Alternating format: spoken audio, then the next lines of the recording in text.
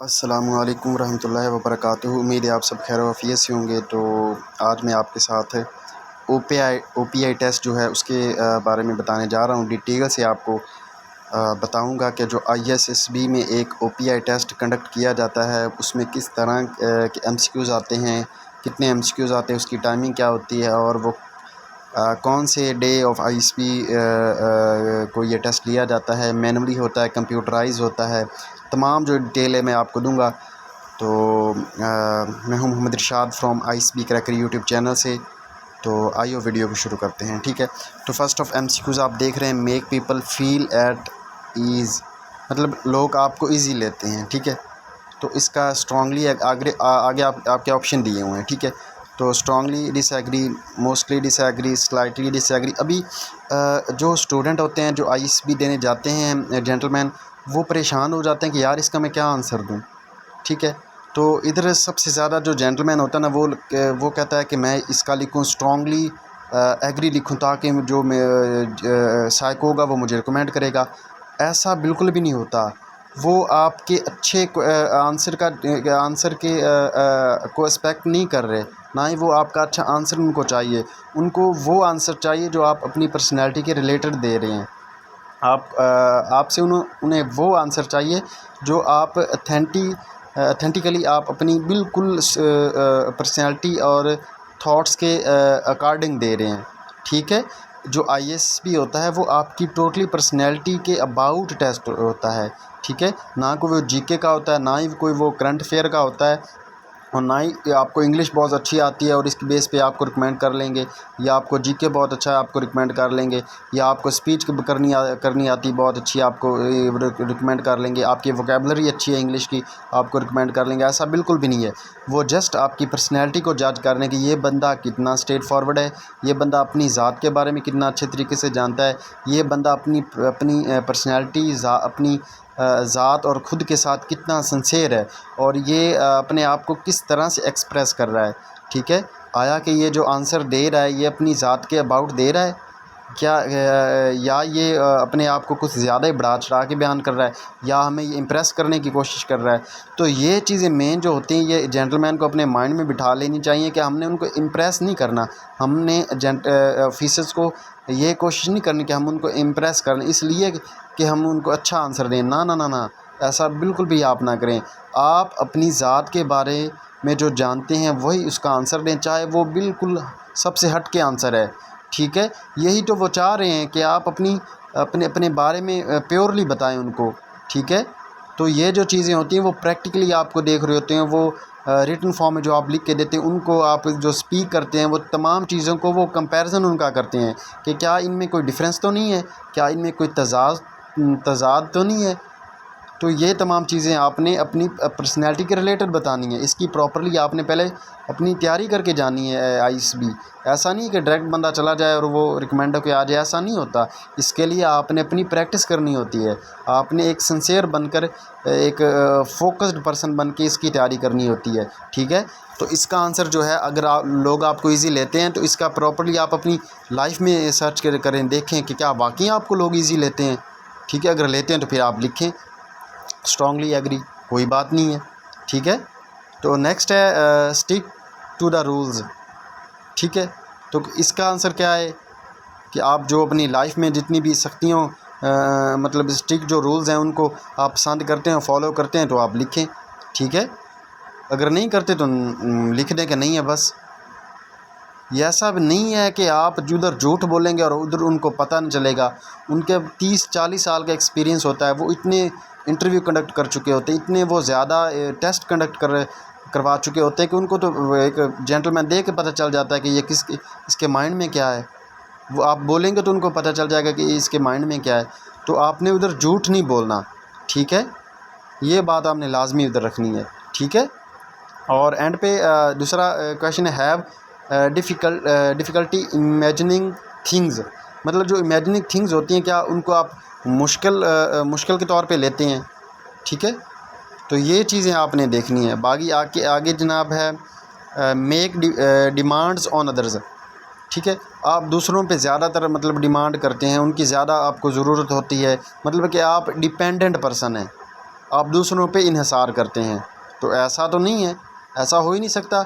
Army person, आपने एक मेरी बात आप अपने माइंड में बिठा लें कि जो 14 ऑफिसर्स लाइक क्वालिटीज़ हैं, 14 ऑफिसर लाइक क्वालिटीज़ हैं, उसकी वीडियोस भी मेरे यूट्यूब चैनल पे अवेलेबल है। उसका जो लिंक है वो मैं अपनी डिस्क्रिप्शन में दे दूँगा, ठीक है। वो 14 जो ऑफिसर लाइक क्वालिटीज़ हैं उनको आपने एक पेज पे लिखना है और आपने ऑनेस्टली होकर अपनी ज़ात में सर्च आउट करनी कि क्या इनमें से आप में कितनी खूबियाँ हैं, ठीक है। जो हैं उनको उनको और ज़्यादा पॉलिश करें, जो नहीं है उनको इंड्योर करें अपनी पर्सनैलिटी में नेचुरली, ना कि आर्टिफिशियल के 2-3 माह या टेस्ट देने जाते हुए आप उधर लिख दें कि ये मेरे में है। भाई लिखने से क्या होगा, कुछ भी नहीं होगा।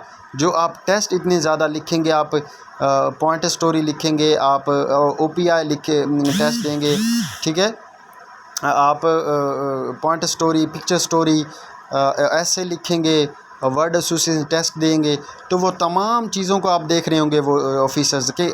इसके जो आप माइंड अपनी सोच लिखेंगे ना उन टेस्ट में, तो वो उसमें आपकी पूरी जो क्वालिटीज़ होंगी वो शो हो जाएंगी आपकी जो आपने जो लिखा होगा। तो फिर वो आपका लिखा हुआ किधर जाएगा। अगर आपकी लाइफ में, आपकी पर्सनैलिटी में रियल में वो खूबियाँ होंगी, तो वो चाहे जितनी मर्ज़ी डिस्कशन आप पे कर लें, जितना मर्ज़ी टफ़ टेस्ट वो आपसे ले लें, आपकी वो नेचुरली तौर पे बाहर आ ही जाएगा, वो नेचुरली तौर पर उनको दिख जाएगा, ठीक है। तो ये बात आप अपने दिमाग में बिठा लें कि पहले आप ऑफिसर लाइक क्वालिटीज़ को अच्छे तरीके से उनको देखें, उन पे उनकी प्रिपरेशन करें, उन पे नेचुरली तौर पे अपनी लाइफ में उनको ऐड करें, ठीक है। फिर जाके आपका एक स्टेप जो है, हाफ़ स्टेप, वो आपका क्लियर होगा, ठीक है। अगर आप समझते हैं कि आपकी लाइफ में वो ऑफिसर्स लाइक क्वालिटीज़ नहीं है, तो फिर आप अपने आप को पहले प्रिपेयर करें। आप आईएएस भी देने ना जाएं, क्यों अपना चांस ज़ाया कर रहे हैं आप, ठीक है। तो ये जो ओपीआई टेस्ट होता है ये 40 मिनट में आपके 150 एमसीक्यूज़ होते हैं और ये मैनुअली टेस्ट होता है। मतलब कि जो एक किताबचा होगा, बुक होगी, उसमें ये तमाम एमसीक्यूज़ लिखे होंगे और एक आपके पास आंसर शीट होगी, उस पर आपने सारी टिक लगानी है, ठीक है। तो इस तरह से 40 मिनट में ये टेस्ट है ये क्लियर नहीं होता, ठीक है। उनको भी पता है, लेकिन आपको वो 1 घंटा या मैक्सिमम 1.5 घंटा आपको देते हैं, ठीक है। क्योंकि ये टेस्ट बहुत ज़रूरी होता है, इस पर कैंडिडेट को जज करना होता है साइको ने, ठीक है। तो जैसे कि ये क्वेश्चन है, वेस्ट माय टाइम, मैं अपना टाइम जो वेस्ट करता हूँ, ठीक है। अगर आप इसका एग्री लगा लेते हैं, अगर आप इसका मोस्टली एग्री लगा लेते हैं, तो फिर क्या है कि आप अपनी ज़ात के बारे में बता रहे हैं कि आप सिंसेयर ही नहीं हैं और आप रिस्पॉन्सिबल पर्सन नहीं हैं। ये खूबी है रिस्पॉन्सिबल पर्सन जो है, रिस्पॉन्सिबिलिटी जो है, ये एक ऑफिसर लाइक क्वालिटी है। अगर आप ये कर रहे हैं तो भाई आप आर्मी में जाके क्या रिस्पॉन्सिबिलिटी का मुजाहरा करेंगे। आपके नीचे जो इतने ज़्यादा सोल्जर्स होंगे, अगर मिशन पे आपको भेजेंगे तो आपको तो पता ही नहीं होगा कि मैंने करना क्या है। आपने मिशन कंप्लीट करना है, अपने सोल्जर को संभालना है, उनको राइट पेथ पे लेके जाना है, ये आपको पता ही नहीं होगा क्योंकि यहाँ पे आप में ज़िम्मेदारी का एक मादा ही नहीं है, ठीक है। तो इस तरीके से जो ये टेस्ट है इसका भी मैं लिंक अपने डिस्क्रिप्शन में दे देता हूँ, ठीक है। अगर आपको ये किसी को टेस्ट चाहिए और कितने बाकी आईएसबी के जो ओवरऑल टेस्ट उनके बारे में आपको उनके पीडीएफ टेस्ट चाहिए, मुझे व्हाट्सअप करें, मैं आपको फ्री दूंगा, कोई उनके चार्जेस नहीं है, ठीक है। तो मेरी बस यही एक आरज़ू है, एक मेरी विश है कि मैं जो ये नहीं कर सका तो मेरे दूसरे जेंटलमैन जा सकें। मैं भी रिकमेंडेड कैंडिडेट्स हूँ, लेकिन अनफॉर्चुनेटली मैं मेडिकली अनफिट हो गया था, ठीक है, मैं नहीं जा सका। तो मेरी एक ख्वाहिश है, विश है, मैंने एक यूट्यूब चैनल बनाया, इसीलिए बनाया कि जो मेरे पास नॉलेज है, जो मेरे पास इस तरह के टिप्स हैं, जो मैं आईएसएसबी के बारे में जानता हूँ, मैं दूसरों फेलोज़ को बताऊँ, उनको तैयार करूँ, उनको प्रिपेयर करूँ, ठीक है, ताकि वो जो हम में गलतियाँ थी जो वो दूसरे कैंडिडेट्स ना कर सकें, वो प्रॉपरली शुरू से प्योर बन के जाएँ, ठीक है। तो ये तमाम जो ये ओपीआई का टेस्ट है ये आप देख रहे हैं, ठीक है।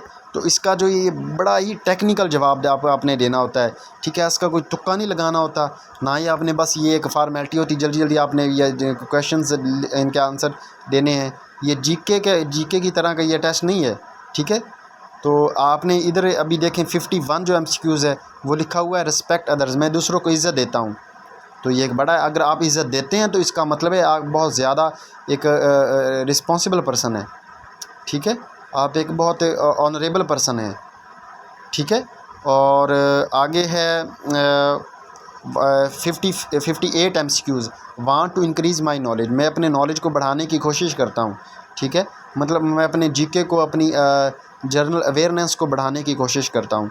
तो एक अच्छी चीज़ अगर आप नहीं करते तो इसका मतलब है कि आप में नॉलेज की कमी है, आप में जो एक पिक है, एक चीज़ को किसी के देख को पिक करना, वो आप में एबिलिटी कम है।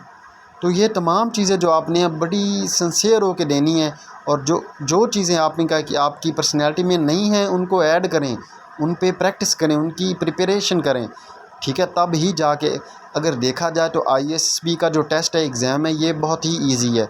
अगर आप इसकी तकरीबन 2 से 3 माह प्रिपरेशन करें, अपनी ज़ात को लेके सिंसियर होके, फोकस्ड पर्सन होके, ठीक है, और अपने जो है जिन चीज़ों में आपकी वीकनेस है उनको स्ट्रॉन्ग करें, जैसे कि लाइक कि आपकी मेरिट्स डीमेरिट्स, ठीक है। तो अगर दूसरी तरफ देखा जाए तो बहुत ज़्यादा टफ़ ये टेस्ट है, क्योंकि टफ़ इसलिए है कि हर जेंटलमैन उधर जाता है और हर जेंटलमैन यही कोशिश करता है कि मैं रिकमेंड हो जाऊं, और हर बंदा ये कोशिश करता है इम्प्रेस करने के ऑफिसर्स को, चाहे उसका इंटरव्यू हो, उसका कमांड टास्क हो रहा हो, उसका इंडिविजुअल ऑब्स्टेकल हो रहा हो।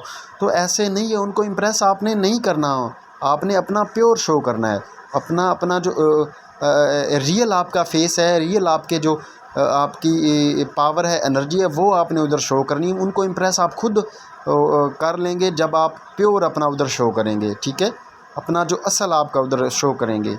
तो यही मैं बार बार आपको बता रहा हूँ कि आपने कोई फ़ेक उधर इन्फॉर्मेशन नहीं देनी, कोई आपने अपनी ज़ात के बारे में फ़ेक इन्फॉर्मेशन नहीं देनी, तब ही जाके आप रिकमेंड होगे। उनको एक खोखला इंसान, खोखला कैंडिडेट चाहिए, खोखला जेंटलमैन चाहिए। खोखला ऐसे नहीं कि उसमें कोई अंदर चीज़ नहीं, खोखला मीन कि उनको ऐसा जेंटलमैन चाहिए जिसमें वो अपनी मिलिट्री स्किल्स को इंसर्टेड कर सकें, पुट कर सकें, ठीक है। एक स्ट्रेट फॉरवर्ड मैन उनको चाहिए, जो अपनी ज़ात के बारे में जानता हो कि मुझ में ये क्वालिटीज़ हैं, और उनको प्रॉपर यूज़ भी करना जानता हो। तो ये तमाम जो बातें मैंने आपको की हैं, और ये OPI टेस्ट के बारे में मैंने आपको बताया है, आई थिंक आपको इसकी बेस के बारे में पता चल चुका होगा। और अगर आपको कोई इसके बारे में इल्म, आपको भाई बात समझ नहीं आए तो मुझे कमेंट्स बॉक्स में मैसेज करें, मुझे व्हाट्सएप करें, मैं आपको वॉइस करूँगा, आपको प्रॉपरली इसके बारे में गाइड करूँगा, बिल्कुल फ्री करूँगा, ठीक है। तो मुझे जी इजाज़त, अल्लाह हाफिज़।